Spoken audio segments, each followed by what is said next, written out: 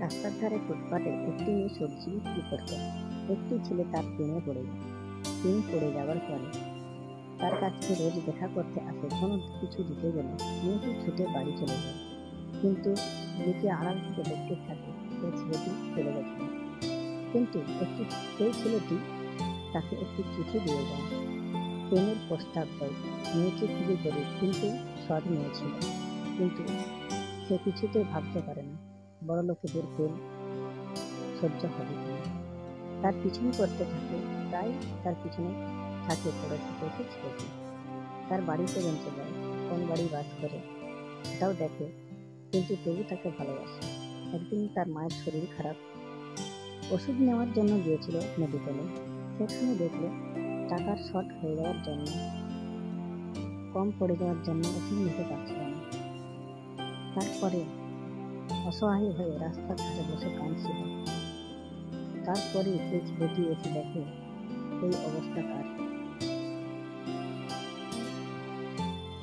কিন্তু বসে কান্না করছে। ছেলেটি দেখে সহ্য করতে পারল না। তার ওষুধের প্রেসক্রিপশনটি নিয়ে গেল মেডিকেলে। ওষুধ নিচে তার হাতে দিতে মেয়েটি ছুটে চলে গেল। কিন্তু ছেলেটি ভাঙি হলো তার মনের মধ্যে এক ভীষণ প্রেম। ওই মেয়েটিকে মন থেকে সে ভালোবেসে ফেলেছে।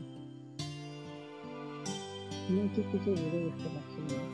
তার পিছনে ছেলেটি নেই। পিছন দিয়ে মেয়েটি তাকিয়ে দেখে সে আমার দিকে আসছে।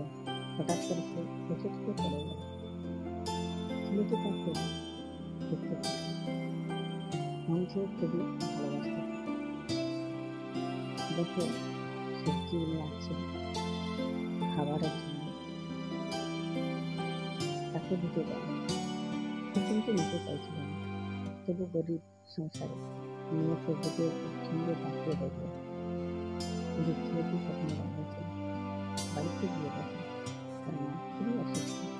ছেলেকে মেডিকেল টিমকে ডাকে, দেখে তার মায়ের চিকিৎসার জন্য ব্যবস্থা করে দেয়।